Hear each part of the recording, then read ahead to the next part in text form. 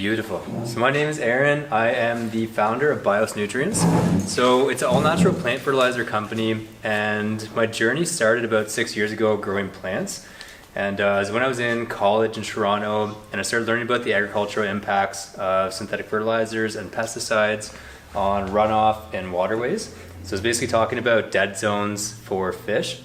So what was happening was that the synthetic fertilizers that were being applied on fields were basically running through the soil and then into underground waterways, and that was being carried into freshwater systems that were basically stripping that water of oxygen, and it was killing all of the life within that little mouth of any kind of rivers where water would flow from an agricultural field. So that kind of sparked my interest in learning more about soil and understanding how plants grew. So when I graduated, I got a license to produce medicinal cannabis, and that was kind of my introduction to plants. Yes, it was a beautiful introduction, and I learned a ton just because it was an interesting industry to learn about because it was very underground at that time. So a lot of understandings of that plants and how to grow it were based out of forums or just other people's experiences with it, and everybody had their own specific way. So a lot of it was leading back to using some sort of liquid fertilizer, either synthetic or natural, even if you were growing in soil, to basically feed the plants. And so what I did was I basically went out and bought about $2,000 worth of liquid nutrients that year and ended up using half of it and didn't really even get the results that I wanted. And it was taking way more labor to actually go every 2 weeks and feed those plants. So I wanted to learn about how plants actually were fed in nature, because I kind of figured you shouldn't have to use a liquid fertilizer if you're growing in soil already. It should do it naturally if it's happening outside already in the forests. So I dug to every single forum that I could find. I tried to read a ton of books about what soil actually was. And then I started learning about biology. So that was kind of my spark, I guess, of, okay, this is how plants are actually grown in nature. So it had everything to do with bacteria and fungi. There's many others, but those were the main ones. And what I learned was that synthetic chemicals, whether it be pesticides or fertilizers, were actually damaging that ecosystem of microorganisms in the soil. And that's what was causing basically slower plant growth, or people to have to use more and more and more every year because it stripped that ecosystem that was naturally feeding the plants. And then what happens is they also, when your plants have enough food, they actually produce more sugars in their leaves, and that makes them more pest resistant because pests actually have a hard time digesting high sugar content in leaves. So that's why if you see pests on a plant, it's most likely going there because that plant is not getting everything that it needs, or it's just weak in general. So that's why they're attacking that. And if you have a healthy plant, then they are naturally pest resistant, which is something that we've really lost when it comes to agriculture. So that was when I started making my own products. So I learned fermentation was kind of the method to culture different bacteria and fungi, and there's trillions of other microorganisms that are not only in the soil, but are on our bodies as well. So we actually have more microorganisms in our body than we have human cells. So we rely on microorganisms to survive, to prevent infections in our skin, in our stomachs, to digest food. So they're literally everywhere. And yeah, I was really fascinated to find out what they did in soil. So that's kind of took me on my journey to making my own products, figuring out how to tailor it best to cannabis, which is what I was growing first. And then just kind of adjusting that recipe over the course of 5 years. I started using it on houseplants because a ton of people were getting into growing houseplants with the pandemic. And the results were really great because with houseplants, they're in such a small container that it's hard for that culture to basically sustain itself. And people don't put organic matter back on soil. So I don't know, like, is it pretty common practice for you guys to put organic matter like dead leaves or anything back on soil? Yeah. Yes, exactly. Yeah, perfect. So that was what was missing in the houseplant industry. So that's kind of where I focused on teaching those people basically that are new to growing. This is actually how you do it, and this is how it works. So yeah, I'm just here to talk today about basically the negative impacts of synthetic chemicals. Do you guys use many synthetics? Do you stick with mostly natural and composts? What do you guys prefer? Organic. Yeah, perfect. Okay. Beautiful. Yeah, so that's definitely the way to do it. So I guess to kind of take you guys back, what do you guys want to learn about? More so like the biology in the soil, soil health, how it grows plants? I just recycle my yard clippings. I throw it into a pile until it dries out. Yep. Sometimes I burn it. Sometimes I just let it rot, depending on what plant I'm throwing it on or soil I'm digging it into. Mm-hmm. So like that's just, I just randomly guess at it. Yep. Okay. That's, That's it. So yeah, it's that's just completely like, if you okay. can aim my random guesses, Definitely. like burning mulch, that's essentially where I'm at. Yeah, so that's actually not a bad thing. Yes, sorry, Cheryl. No, it's okay. I take, a lot of times when we have fires, I take the potash out of the bottom of the fires, and Yep. I use that in my gardens for everything. Yeah, that's beautiful. So yeah, that's a like good traditional method too, is burning things then using that content afterwards. So even if you look in the Amazon, ancient cultures, the Amazon's notoriously not very fertile for the soil there, so it's very difficult to grow things. And if you look at the ancient cultures, how they built up soils, they basically took volcanic rock from local volcanoes and they ground that into the soil. And what that does is the carbon, it's been expanded at high heat, so almost like a perlite or something. It has very small like holes in it and cavities. And what happens is that microbes can actually use that as a home. So water can be stored in there, microbes can actually live in those rocks. And they figured out that that's actually how plants were eating. So they just filled the soil with a ton of volcanic rock. You can use things like biochar as well, if you guys have heard of that. Anything making your own charcoal is basically the same idea. And so it basically creates a home for different microbes, and they're what's actually going to be feeding your plant. So the way that microbes feed plants is that they've created a symbiotic relationship over millions of years. So plants actually were aquatic first. They couldn't grow on land. Mushrooms were actually something that dominated land species for a while. And then once they receded, basically plants started moving on land and they created a relationship with microbes in the soil. So they basically said, hey, I use photosynthesis from the sun. I can produce things like sugars and proteins and starches. So that's actually what plants release out of their roots. So when they're photosynthesizing, they're releasing different components out of the roots in the soil. And it's basically the same ingredients that go into baking a cake. It's like you have your flour, your egg, which is going to be your protein, your flour is going to be your starch, sugars, and that's actually how they attract different microorganisms in the soil. So they're basically sending out a food signal saying, hey guys, here's a food source for you. The microbes all are attracted to the roots themselves. And then what happens in exchange is that the bacteria cultures actually live on the roots their entire lives. So when they're living there, they're pooping 24/7. That is basically free fertilizer for your plants all the time. So that's a huge bonus to having just bacteria on your roots.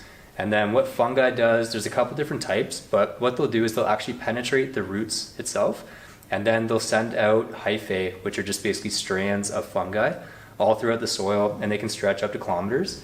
And this is actually how plants communicate underground. So the fungi can basically excrete acid or chemicals, and they can speak through chemical signals. So that's one reason the bacteria and the fungi are really great to get in there. The cool thing about fungi is that where bacteria live directly at the root, they're breaking down nutrients right in that zone, making them available. They're also protecting the root from different diseases, like any bacterial or fungal infections. And then as the fungi basically spreads out, it's going in search of different nutrients and different water that live in the soil that roots can't access.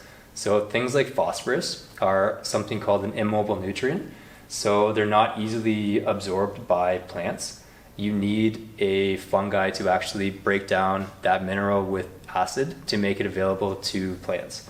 So that's phosphorus is a huge component in flowering plants. So without that fungal aspect, then you're basically relying on a synthetic fertilizer. The problem with any immobile nutrients when you're using a synthetic fertilizer is they become not available within a second. So your plant has 1 second to absorb that available phosphorus, and then it's gone because soil can't hold on to liquid nutrients. That's the other benefit of microbes, is that when you're using a liquid nutrient, your plant has a quick second to absorb what it can. The rest is going to be leached out of the soil with regular waterings. The benefit of having microbes is that they're living in your soil all the time, and they'll actually create a mucus in the soil that they live in so that they're not washed away with water. So the benefit of that is that they're constantly staying in the soil, they're constantly producing nutrients.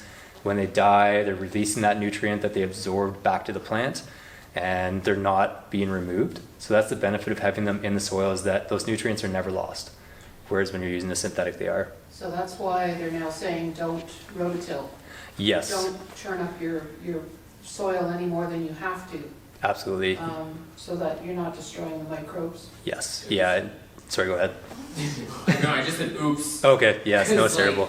I've been doing the opposite Just tilling? Well, farmers have been doing Yeah. it for years, which is why the crops now need everything added to them, because Mhm. they keep destroying it for forever. Yeah, it's very common practice. And also for like this discussion too, I encourage you guys to definitely like put your hand up and ask questions. It's definitely an open discussion. Okay, I'm And, guilty of, miracle grow. Yeah, that's okay. Yeah. Like I've used it before. It's hard to get away from. She does have some samples of yours though, and she's Yeah? had I great have Beautiful. that. success. Yeah, amazing. I was meant to bring a picture of it.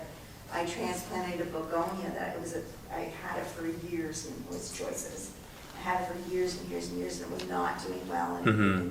So I totally transplanted it and took it all apart and I used you should see it, it's amazing. My kids thought I had killed it and now it's gorgeous. It's amazing, eh? And yeah, that's just like, I have not used any miracle grow on it, but I have in the past. yeah. Yeah, and that's kind She's of, a bio that's It beautiful. is. Yeah. Thank you. Yes. Sorry, she was actually just first 1 sec, sorry. I have a question for you. Like, I know rototilling isn't good, Yes. but what I try and do is turn the soil at least, Yep. probably about a foot at the most, Okay. when I'm starting to plant my, because I don't put fertilizers or anything in mine. Mm-hmm. Like a foot deep?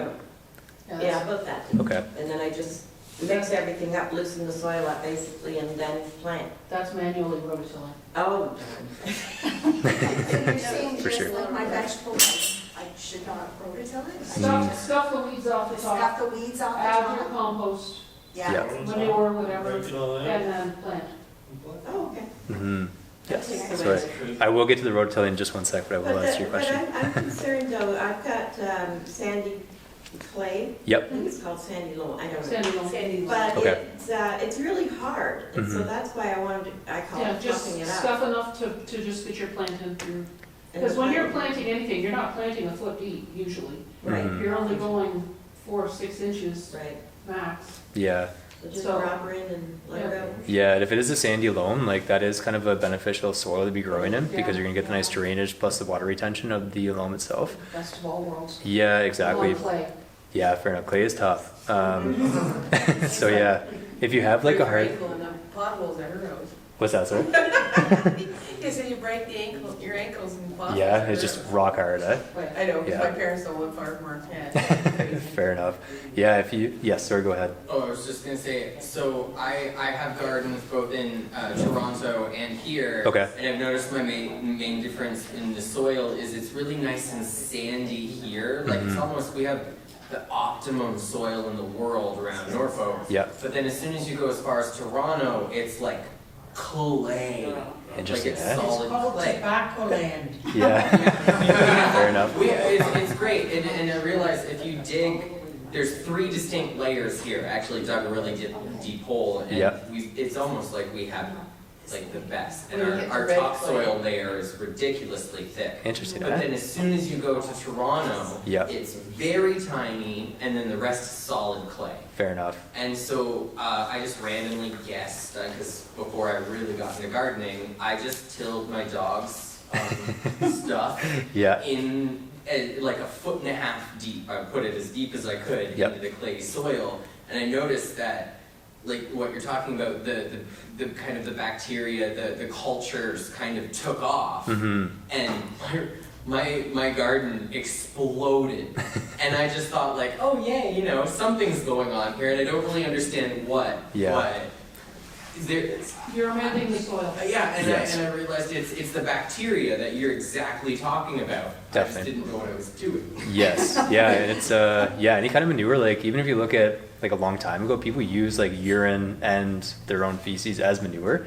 Like Yeah. even like you can They ferment. still do now. They do, yeah, exactly. It's a beautiful Terra- source of you know about nitrogen. TerraTech? What's that, sorry? TerraTech is a company that, when I was in Milton, we were like, what are they spraying on these fields? Because TerraTech would come in, and that's it's great.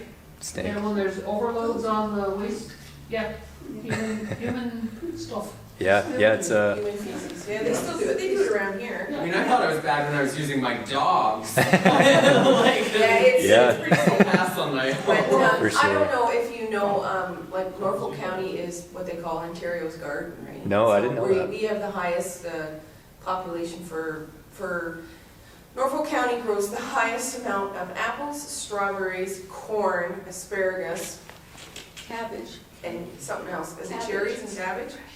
Oh, that's gonna Interesting, end eh? soon. No, I don't think so. They're just gonna take over. But they grow the highest amount of all of them in all of Canada. The only other place that is competitive to us is BC. Interesting, So Huh. that's we're That's amazing. in all of Canada, we're the highest growing, other than like BC. Yeah. And then back to what you were saying about the poop. I grew up on a farm, so if you've ever gone and seen out in the field and you see these big weeds growing, Yep. that's from the cow. Just from the That's manure. that's what their poop does in the field. It grows these great big huge weeds. Hmm. Well, it's growing the weeds because it is the soil that can sprout the seeds. Yeah. Cows have 3 stomachs, so they digest, all the seeds that they eat are pretty much gone, on the whole. It's the fact that you've given it a medium to grow in. Yeah. What I get really concerned about is how much of the subdivisions are going to be taking over our That's land. everywhere. The subdivision Mhm. that's just being put up right beside my house, basically, the brand new one, and it's like, when I grew up, that was a forest. That was a solid forest, crazy biodiversity, Mhm. and now I'm scared it's just gonna be a biodiversity desert where it's gonna be one giant monoculture of, Plant your native trees Yeah. and try to get as much native stuff back in your garden so that it can survive. I mean, yeah. Because as long as we keep adding imports, it doesn't do It- our world any Is good. there a Because way, our world doesn't know what to do with the Chinese plant. well, is there a way to, maybe kind of heavily suggest that the people who design those new houses lean towards native plants to not? They're actually getting it, but it takes a lot of people to say, why are you planting color repair? Why are you planting Manitoba maple? And give them the list of things to do. I know Haldeman is now doing others. Hamilton is giving out free native plants, native trees. I'll tap Okay, well, down. we have a guest speaker here. So sorry. That's okay. Talk after. Anything get cut out. Tractor. Thank you, I appreciate it. But yeah, so it's great that you guys have sandy loamy soil. The biggest thing would just be like adding organic matter back to that soil. And that's where it kind of comes in with tillage. So the negative impacts of tillage, they're pretty excessive. It's been a common practice for quite a long time. What happened after the war was that they had lots of production for machinery after tanks. And what they were doing, they started producing tractors and different heavy machinery so that they could start basically the industrial revolution of farming. And then they basically found out how to pull nitrogen from the air. And that was the start of synthetic fertilizers, because now we could, instead of relying on organic matter to produce nitrogen, we now had a synthetic form of that, so we could just grow anything anywhere we wanted. And that was kind of the explosion of the agricultural boom, I guess. They could just grow as much as you possibly wanted. So that's when tillage became a big issue, was that was a common practice. You had to basically stir up the top layer of soil to increase aeration, to just kind of make it light and fluffy again so that you could plant into it easily. It wasn't a crust. The reason they were doing that is because they basically just stripped out any natural farming practices, like growing grass on a field. Any kind of cover crop is super beneficial instead of just leaving it bare. When you leave soil bare, especially after you till it, it will basically turn that into a hard crust that won't absorb water anymore, become hydrophobic, becomes really hard to plant into. So that was kind of the issues that they were creating. Plus they were compacting soil very heavily because they weren't using heavy equipment on soil before that time. And now that's happened over 60 years. And what's happened is now there's plow pans in soils. So if you dig down, you have your layer of topsoil, and then you basically just got a layer of compacted soil that roots can't even grow through. So the dangerous part about that is that water has a hard time flowing through that as well. So that's where you're going to get basically flooding on your fields because it's not flowing through the soil. And then if you're using any kind of synthetic fertilizer, the salts from that are actually going to reside in that plow pan, and it's going to make it even denser and harder to break through. So that's kind of an issue that's happening with farms all over the world right now. If you take a soil sample out of it, pretty much all of them that have been using heavy equipment are going to have that layer of compacted soil. The other issue with tillage is that majority of the microorganisms in soil actually live within the top 12 inches. So when you're tilling that, all of the fungi and the bacteria that have created their homes over that last growing season are now being completely disrupted and torn apart, and now they have to reestablish themselves to actually feed your plants and protect them. And it's very difficult for them to do that, especially if you're just hitting it with a fertilizer or something like that right off the bat. It's going to stress it out even more. And then you've got to take that whole season to basically reestablish that microorganism culture. So adding organic matter, like no-till, is a difficult thing for farms to adapt because the machinery is expensive. You have to basically trade out equipment that you're already using. But it is completely possible. And you can do like a shallow till as well. Like if you wanted to till to basically kind of break up the top layer, you can do a couple inches. Just make sure you're not going any deeper than like 4 or 6 inches, because that's where majority of those cultures are going to be living. But other than that, you can basically put organic matter on top, your leaves. If you're on an agricultural field, I know it's pretty, like, is it pretty common practice around here to take all of the, like if you're growing corn, for example, once you cut that back, would you strip that field of the husk or like the stalks and everything? They'll take corn off and they'll put winter wheat on, or they'll put clover on. Okay. Or something along that line. Beautiful, yeah. Clover's great. Any kind of cover crop is amazing. Clover's really great because it's a legume. The cool thing about legumes is they actually attract a bacteria culture that fixes nitrogen from the air. So it's very unique in that way. So by planting clover with any kind of plant, you're going to be increasing the amount of nitrogen that goes into the soil, and they're also very good at absorbing nitrogen themselves, the clover. So when you chop that down and you leave it on your soil to decompose, all that nitrogen that's absorbed is basically being released back to your plant. So clover is amazing, winter rye, anything like that, something that we've always used with cannabis as well, because it has such a high nitrogen requirement. So legumes are amazing for the soil. If you can use that and basically chop them down, then you're adding tons of nitrogen back. So Norfolk can grow a lot of ginseng. Right? Okay, interesting. And it's not very good for the soil though. Really, Because eh? After, this is what I understand. After they've grown ginseng on a field, it's really hard to grow other things. Like you see they put rye on the fields because it Just strips it. Kind of I think Yeah. once you grow ginseng, you can't do it again for years, almost a decade. Interesting, That's eh? just my random. It's Huh. 5 to 7 years to grow a crop of ginseng.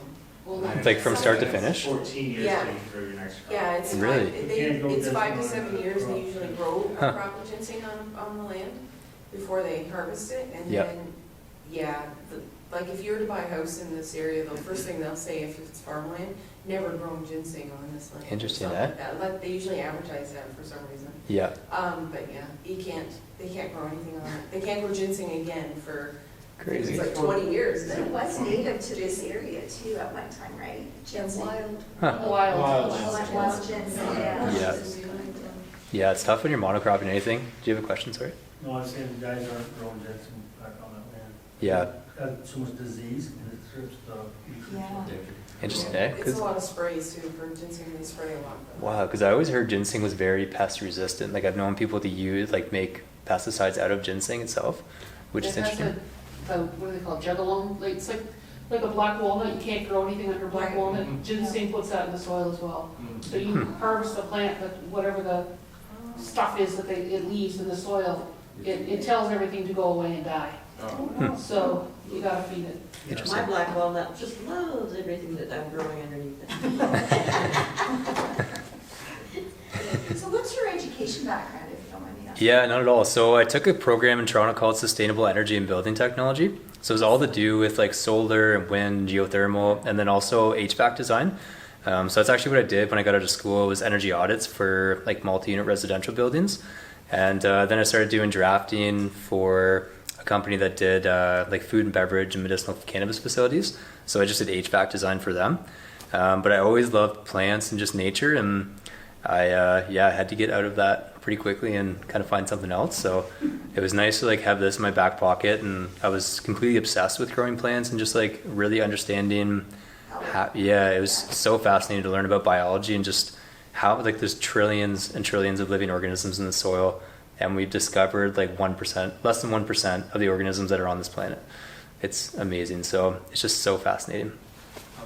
I do have a question. I'm leaning towards in the future, I'm trying to maybe establish an aquaponics drip irrigation system. And so I just kind of feel like what you're touching on is like the dry version of what I'm thinking of establishing. Yes. Where it's like you're talking about the microbes in the dirt, whereas if you could do that with water, a water Yes. system, instead of adding synthetic nutrients to the water, you have your own like pond ecology. Yes, and yeah, that's super important. Like a couple guys that graduated out of my program started an aquaponics business growing vegetables. It was so cool to see, and yeah, it's amazing what you can do. It's hard to establish it at first because depending on where you're growing, some things like if you're growing lettuce, it doesn't have a very high nutritional requirement. But if you're growing something heavier, like I know cannabis facilities, some of them do it, and it's very difficult to establish enough fish to actually produce all that nitrogen. But yeah, fish are really cool because they produce ammonia, and then what happens is that the microbes will basically transform that ammonia into ammonium or available nitrogen like nitrates. And so basically when you're running a aquaponics system, like, do you guys know much about aquaponics at all? Or yeah, so it's really interesting how the plants basically filter that ammonia, turn them into nitrates, and then clean that water, and it gets pumped back to fish. So yeah, it's amazing. Like everything is a cycle, especially with soil, and I feel like we've been made to think it's so much more difficult than it should be. But like when you look at traditional farming, it's as simple as basically just, it's different with monocrop, I guess. It's much different now, but just placing that organic matter back on the soil, putting back what you take from it, and that is what's going to keep longevity in your soil and keep it going. And feeding the soil rather than the plants is a good way to look at it. That was kind of a good piece of advice when I was learning about this, was that if you're constantly feeding the soil with organic matter or different things that are basically feeding those microorganisms, that soil is just going to get better and better and better over time, and your plants will become more naturally pest resistant because of that relationship with the microbes. And I've talked a lot about the microbes in soil, but they're actually all over the plant as well. So plants aren't sterile, they're covered in different microbes that perform different functions, especially fungi. So there's a certain type of fungi that will actually live in majority of plants, a lot of grasses as well. And they've done studies where they basically took this fungi out of the plant to see how it would react in nature.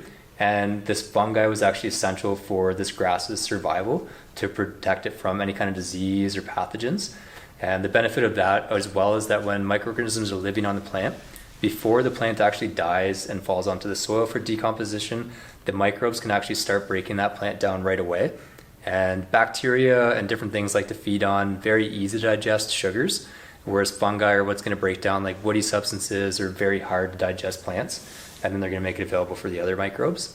Yeah, so it's very interesting taking into consideration the microbes that are on the plant itself. So like powdery mildew, for example, is just a bad fungi or just a harmful fungi. There's not really such a thing as good or bad. A lot of companies now that are getting into microbial solutions will basically say, hey, we got billions and billions of these good guys and you don't want the bad guys, but you really need both. Like you can't just have good guys. Like if you're putting just one type of beneficial bacteria on your soil, you can throw your entire soil out of whack and you're going to screw it up basically. So you need to take into consideration the good and the bad. They work together, but just kind of helping the good guys keep a good establishment on that plant is basically going to protect it from disease. Yes. There's been a neat study going on now that's, I've only heard it a couple of times, but I thought it was very interesting, where when you dig up your weeds, you're hand picking your weeds, pop the seed head off because we didn't want more, but always lay the plant in the same spot that you picked it out of, because it's the soil saying it was looking for dandelions or whatever is growing there.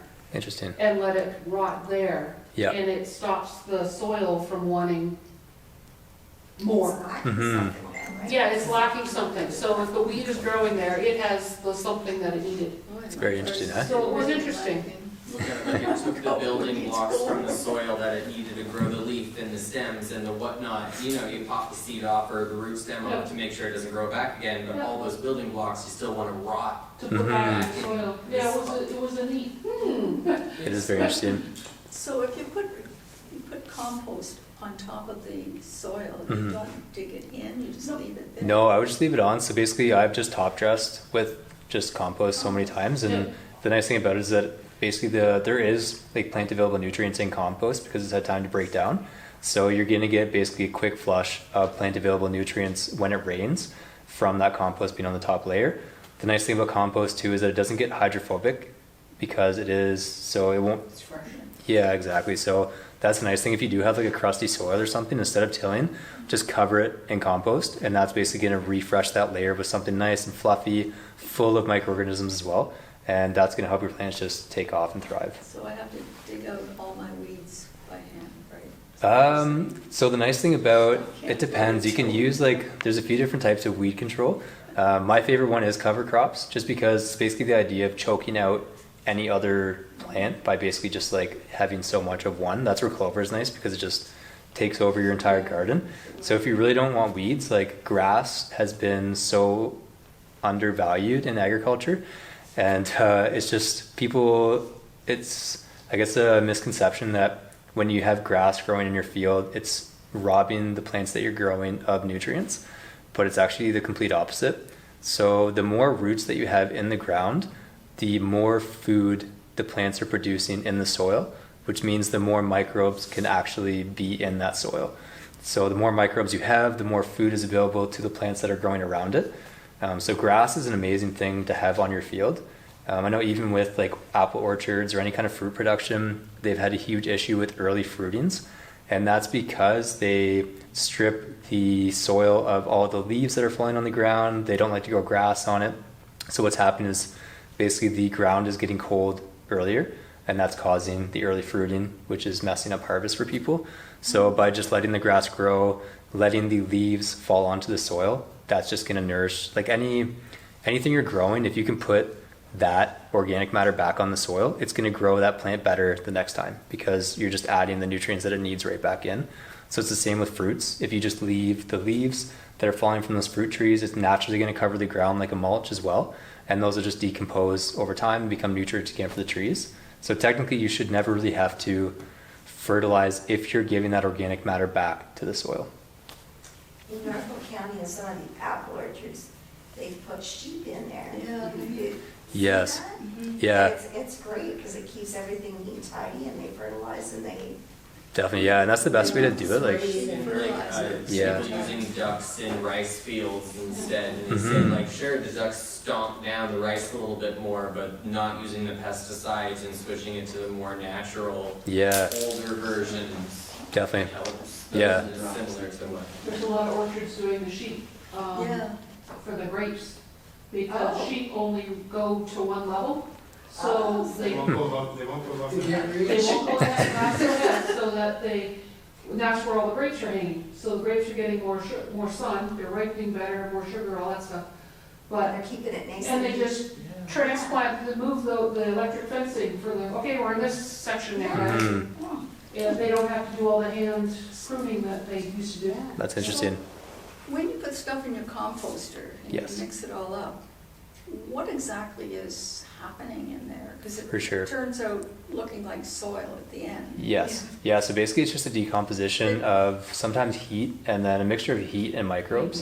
So it's the Yeah. microbes and Yes. the centipedes and all those things. that Yep, are exactly. around Yeah. by So that's the benefit also of like, yeah, so that's the benefit of having like just any kind of organic matter covered in microbes is that no matter where you put it, like whether, like you can make a thing called fermented plant juice basically, which is you take fresh cuttings.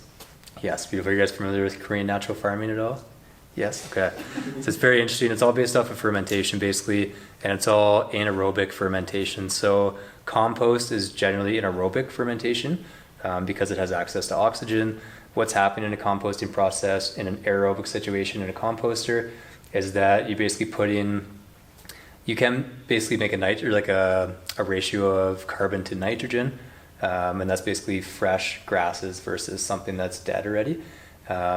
I've read many things that you don't actually need a certain ratio. Basically, if you just kind of clump them together, they're basically going to heat up in the center, and then that heat's going to start the decomposition process. Yeah, it's pretty cool. I work for a campground, our large pile's 20 feet tall. Yeah. You just throw everything in that pile, it works. Yeah, and if you dug to the center of that thing, it would be very hot. Like I remember working at a company that we basically made mulch, And in the mornings, you could see the steam just like rising off of that mulch.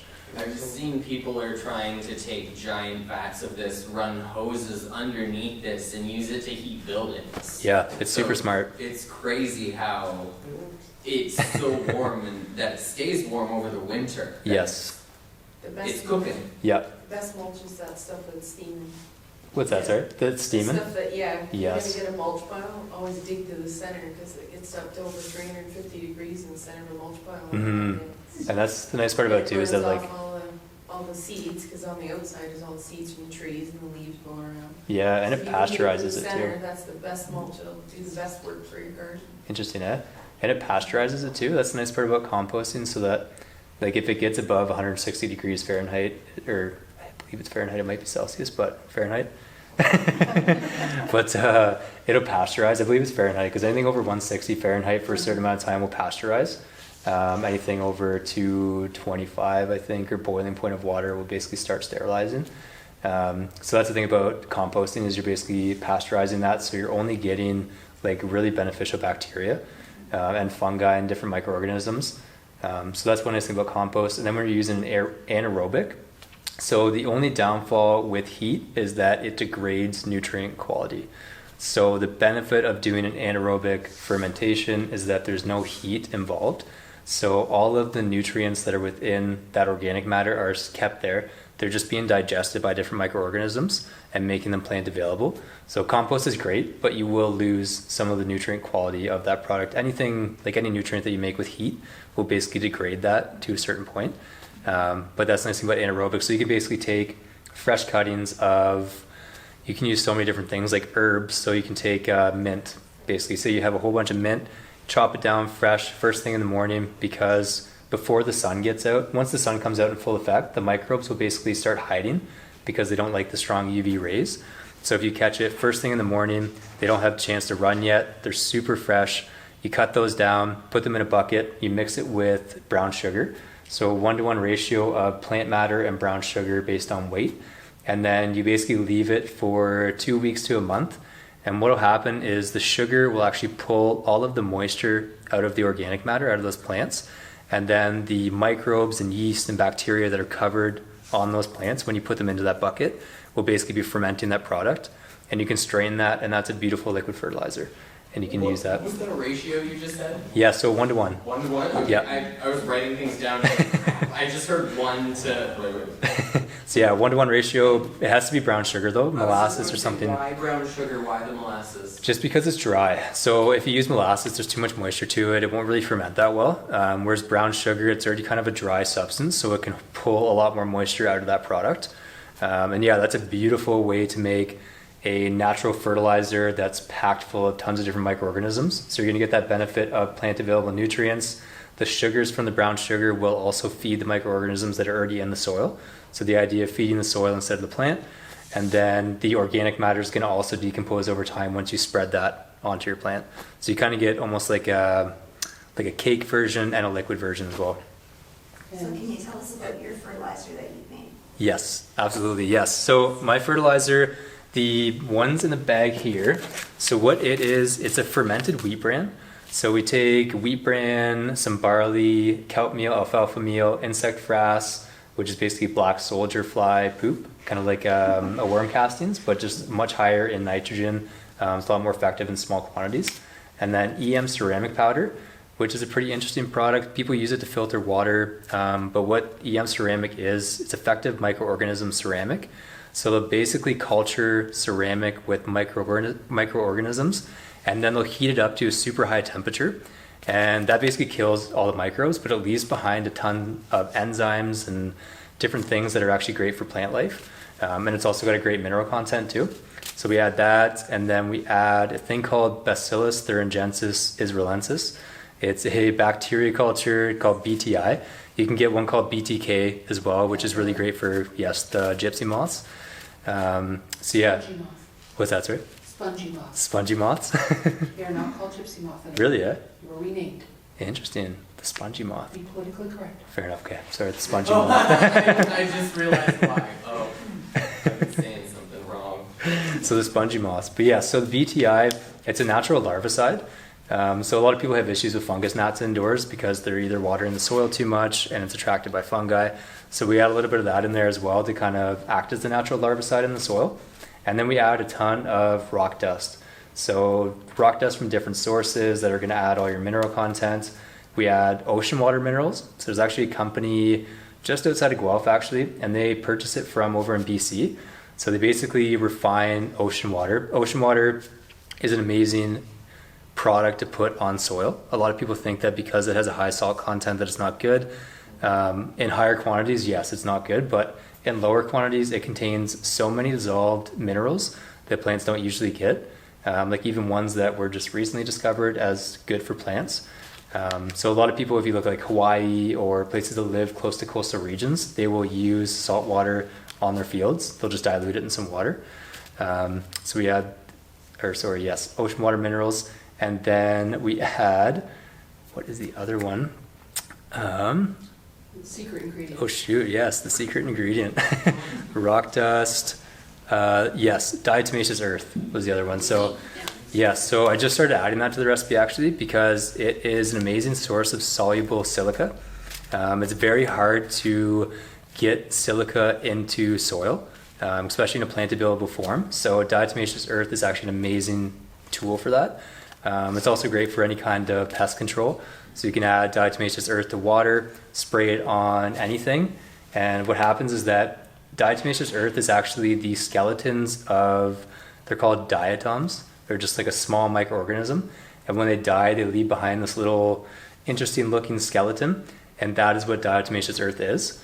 So it's very sharp. And what happens is when insects crawl on it, it'll actually penetrate their like exoskeleton and it'll suck all the moisture out of their bodies. So it basically dehydrates them to death. So diatomaceous earth is a great natural insecticide as well. And that's kind of the recipe. So we add all of that together and then we basically ferment it in a sealed container. So it is an anaerobic fermentation. And then we seal that for about 15 days so that all the microbes that are in there have time to start breaking down the wheat bran and the nutrients that we added to make them plant available. And then we take that out of the container, we dry it completely. The benefit of drying, it's similar to adding brown sugar to the basically the plant juice that we talked about, is that it sucks all of the moisture out of whatever you attach it to. So by drying this product out completely, it basically stresses all the microorganisms enough that they produce a second generation. So they'll basically say, okay, we're dying, like the environment is not right for us anymore. We're going to reproduce and produce a second generation in the form of spores. And then when water basically hits them, they will come back to life and they'll start working again, which is pretty interesting. So that's why microbes can live for hundreds, if not thousands of years dormant, especially fungi. So that's kind of how we do it. So we basically make it inactive by just drying it. And then once you add water to this, it basically reawakens that second generation of microbes and they'll start working for your plant. So it's basically just creating a living soil again. And then the benefit of it is that the microbes will feed your plants 24/7 because they live directly at the roots. They're searching for nutrients constantly, making that relationship with your plant. So you get that instant bang of nutrition. Same with the plant, like any plants that are not thriving, if you see them thrive like a couple days to a week after using this product, it's simply because of that reintroduction of microorganisms. The plant now has plant available nutrients it can start absorbing without having to try and do it all on its own because it has a very hard time doing that. And then the organic matter component is the wheat bran, the kelp meal, the alfalfa meal, things that will break down slowly and act as a slow release fertilizer. So that's kind of the nice benefit of this, is that it acts both as a quick release fertilizer in the form of microorganisms and then a slow release in that this will break down over time and make new soil and more nutrients for the plant. So it's basically just a long-term solution to feeding plants that's way easier, and it just kind of takes all that guesswork out by just recreating how plants are fed in nature. So how often do you have to fertilize? So I recommend once a month for houseplants. You could do once every other month for outdoor growing, even houseplants. It's just basically to keep re-adding that organic matter to the soil. That's really the key thing. The benefit of the microorganisms as well is that you're going to keep those populations nice and high, so your plant always has available nutrients for itself. But yeah, once a month to once every other month is more than enough just to keep that culture high and keep adding organic matter to the soil. Now, there was something on there where it said if it looks white on the top, it's not Mold? mold? Yes. And I'm like, Okay, but I haven't seen the mold, like I haven't seen that white. Yeah, So so am I not putting enough on the plants? Because I just shake it around the top and Yep. then just water it. So Yes. I'm not putting huge amounts of it on. for sure. So it really depends on how dry your home is or how fast the top layer of soil dries. So if the top layer of soil dries out rather quickly, like I know in our house as well, sometimes I've seen people put saran wrap over top of their soil for 24 hours or 48 hours, and that'll hold the moisture in there and really allow all the microbes to activate again. And that's when you'll get like a huge fluffy cloud of white. And it's not mold, even though it looks like it. So it's actually a bacteria culture called actinomycetes. It is a very special bacteria culture. If you pick up soil and you smell it and it smells like nice and sweet and kind of rich, that's not actually the smell of the soil. That's actually the smell that this specific bacteria is giving off. So soil wouldn't even smell like that if it weren't for microorganisms in the soil. The cool thing about actinomycetes is that it resembles a fungi because it actually acts like a fungi in a way. So whereas most bacteria will break down things that fungi has already broken down because it's easy to digest, basically these bacteria can act like fungi and they can break down like woody substances or harder to digest things. So they're super beneficial to your soil. Also, like a lot of antibiotics that humans use are actually made from this bacteria and derived from it. Same with most medicines that we get are derived from soil microorganisms or enzymes that they produce. So that's basically what that white film is. It's actinomycetes. Yes. I was just Sorry. going to say, in my garden, I don't know what the English version of it, but it's a fun way of saying pile up a bunch of sticks, then mulch, then dry cook Yes. things. And I realize every year when I till it and move it backwards, there's all this white Yes. stuff that smells great. Yeah. All over the wood. Mm-hmm. So yeah, I didn't look at it like that's bad, but I think that's what you're talking about. Yes, I'm excited absolutely. to see that I accidentally It's really cool. included it in my gardening cycle. For sure. It's such a beautiful thing to see. Yes. Sorry, you have one more question? Well, it's just, I don't know, like I'm confused as to how much, like my pots aren't that big. Yep.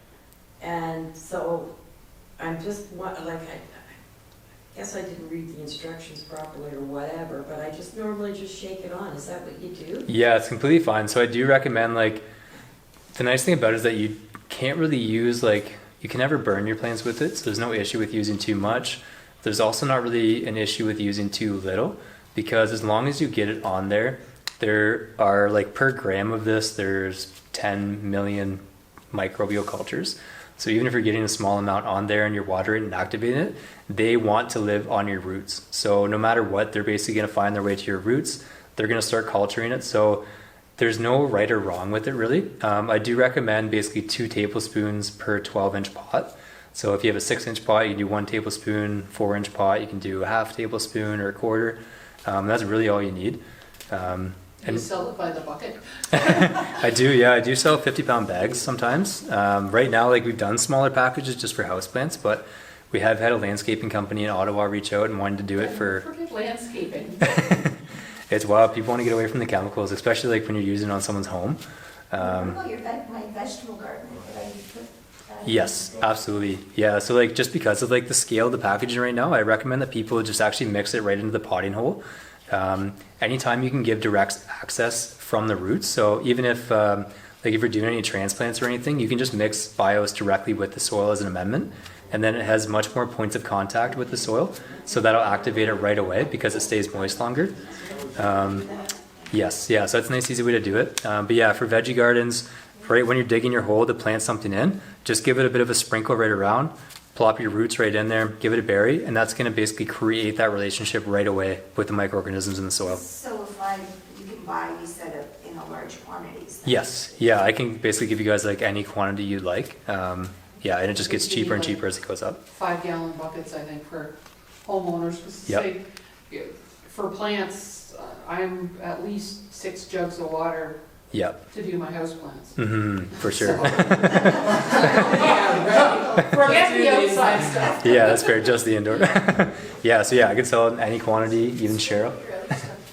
What's that, sir? Yes. So the other ones I've brought, so I've got 2 other products, they're liquids. So the first one is, that's both plant probiotics. I'll actually give you guys a bunch to kind of hand around if you want. and you guys can check them out. So that's the Yucca Extract, and that is Plant Probiotic. Give you guys a few of these. I need my glasses for those. Yeah, true, they might be a little bit small. Yeah, if you guys want to pass one around, like you guys. What would make me decide, let's throw the liquid on versus the say more solid fertilizer? What would be my deciding factor to use A or B?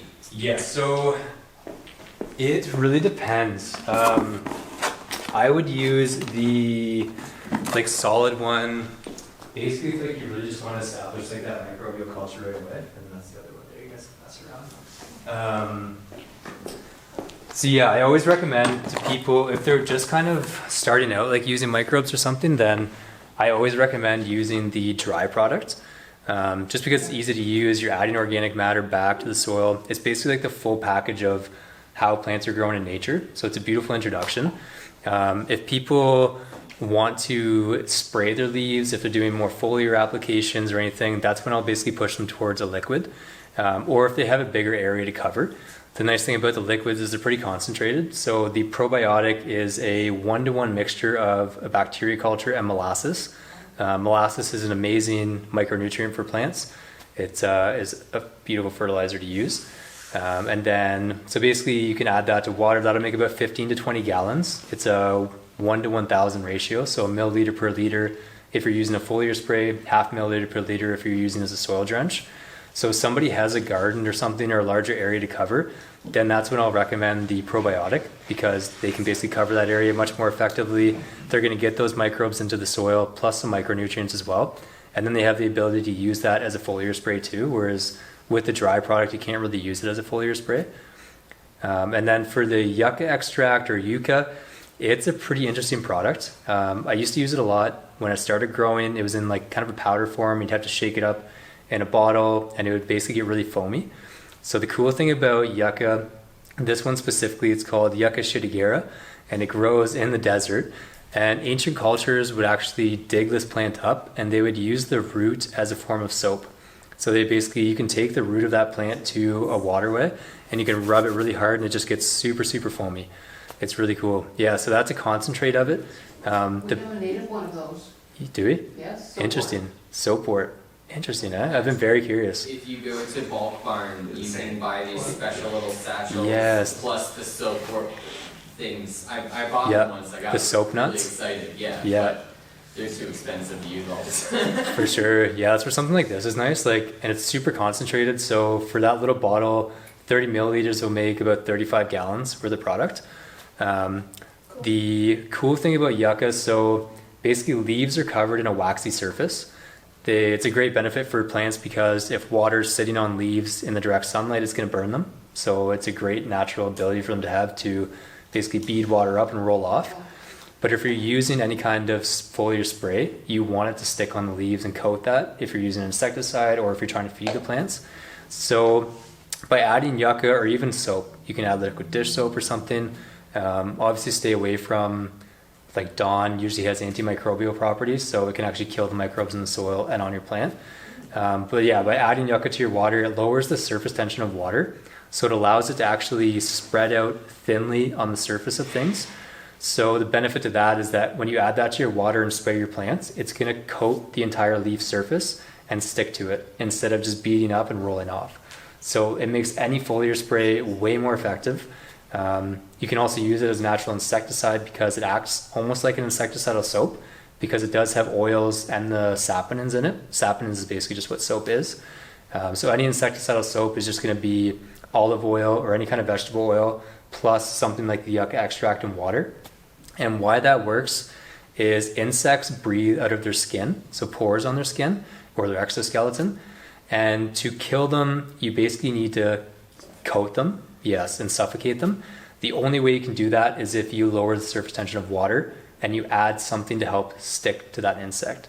So by basically emulsifying oil in water with something soapy, you can effectively coat the entire exoskeleton of that insect and they suffocate on contact. So yes, sorry, show. That's okay. No, that's okay. I have a question for it.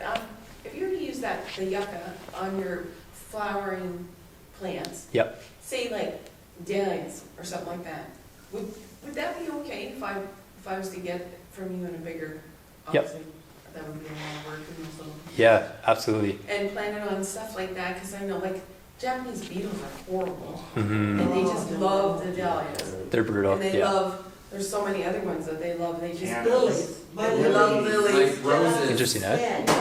Huh. The lily bug is a little red lily bug, would they work for all of that stuff? But they have a hard That's a good shell. question. Yeah, I don't know Yeah, if they.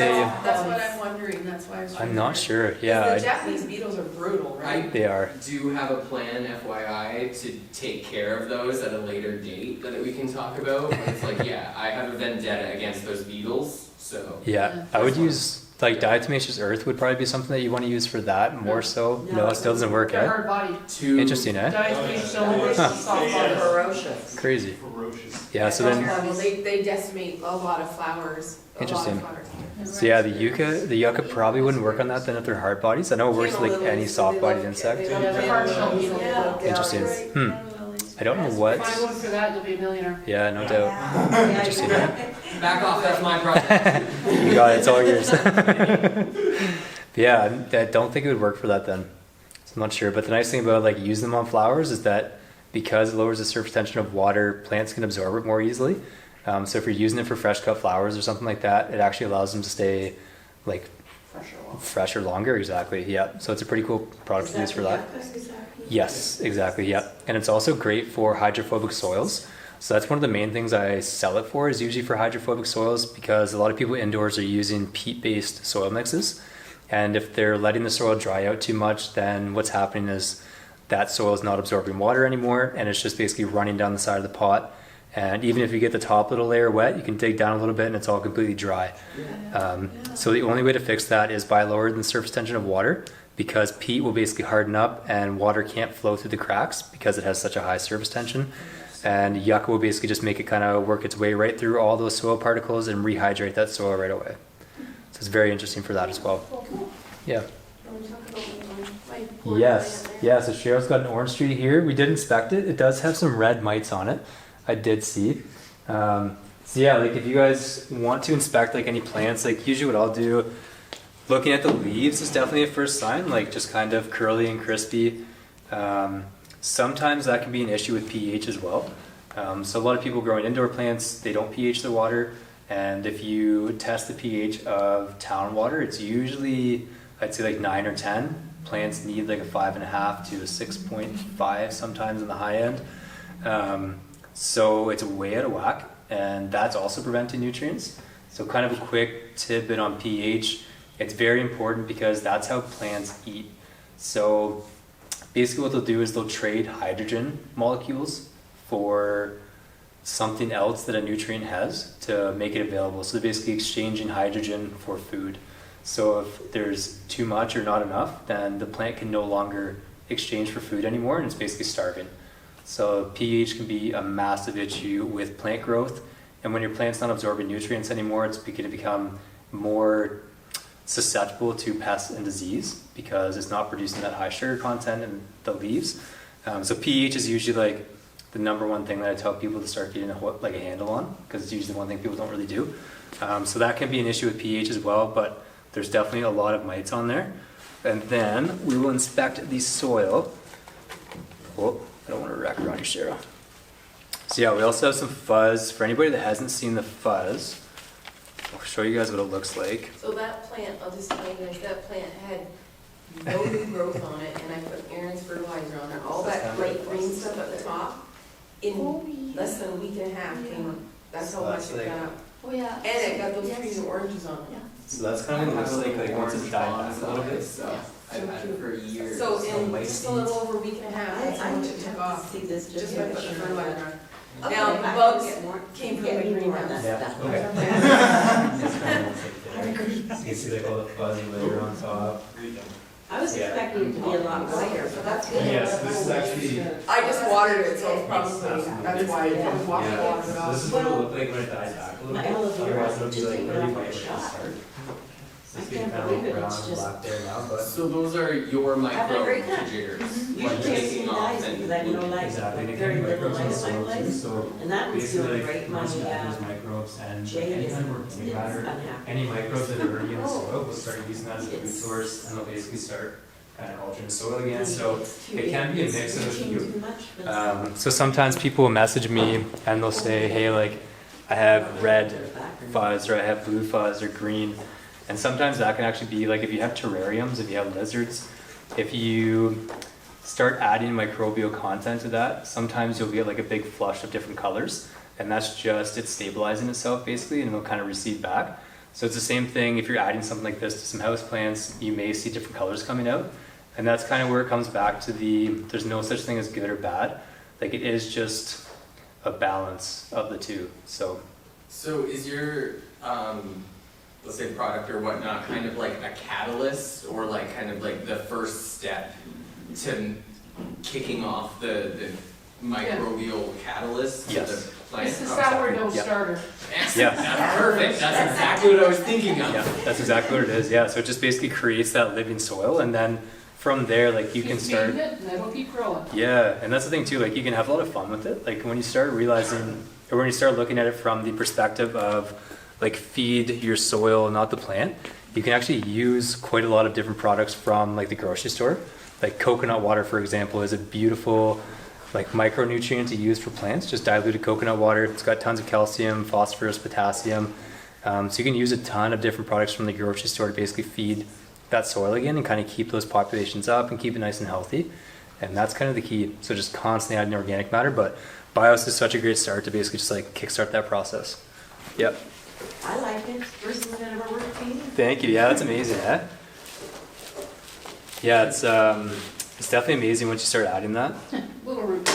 Should Okay, make I you ready. use only rainwater. Is Good. not any, Rainwater is great. Yeah. okay, Yeah, it's usually a neutral pH, which is nice. So you don't have to worry about that. because I use town water and killed all my hibiscus. Yeah, for And sure. others. What about leaving the town water out to dissipate for a day or two? Yes. Does that work? It depends, yeah. So some municipalities will use chlorine if they're using chlorine. Oh, they do. Yeah, so chlorine you can like basically evaporate for 24 hours. Some municipalities use chloramine now, and chloramine cannot be evaporated. So What Simcoe water has should been we under a use? do not drink the water advisory since 2017 because there's Interesting. too much salt in the water. And they Yep. say, you know, it doesn't hurt you unless you have heart problems and it'll give you heart problems, so don't worry until you have heart problems, so. yes, it's pretty crazy. Yeah, so for But the house plants, like I don't know, I just use regular tap water and. Yep. Because I only have maybe 5, I wish I had like 100, but for sure, I don't have no light. yeah. Back to So life of watering plants. yeah, and you can But what about, I've heard that you could, probably Ann could tell me too, but eggshells.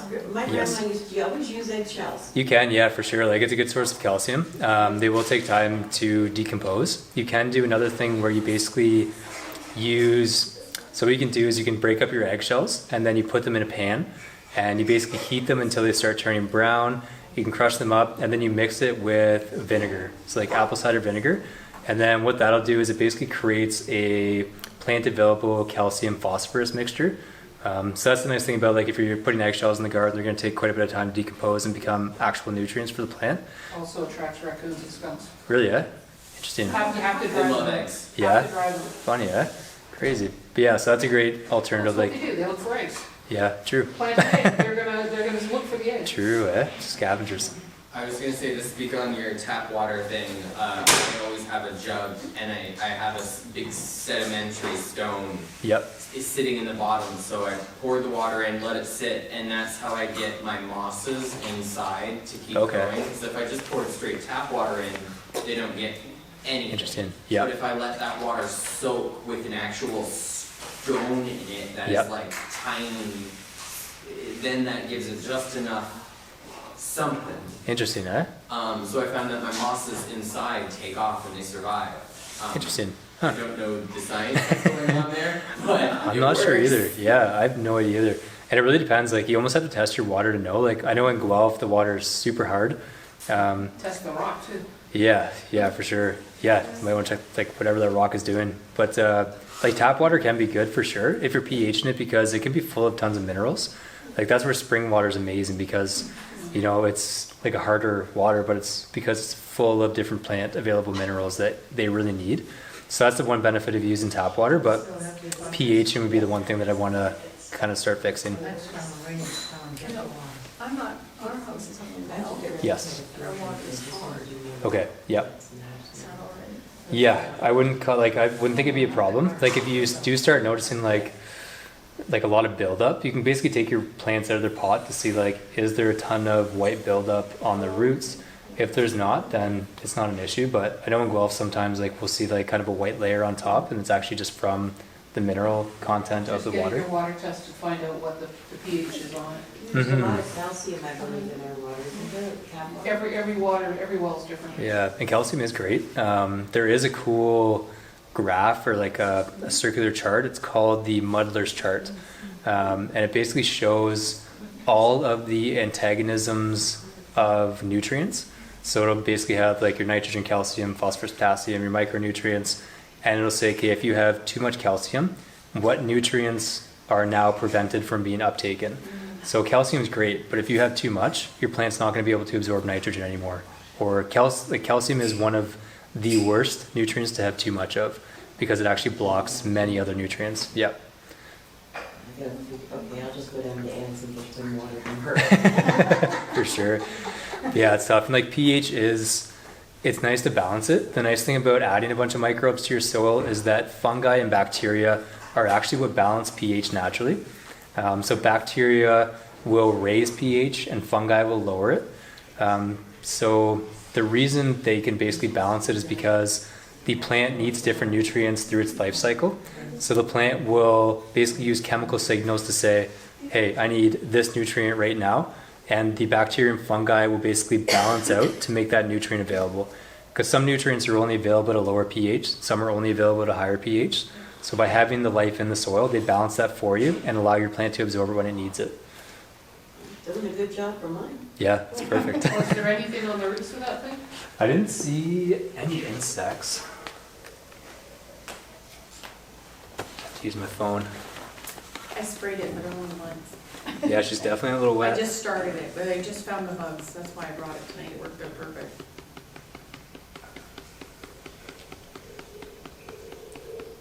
Yeah, I was in the shop, I saw, that was on the top shelf, wasn't it? The window?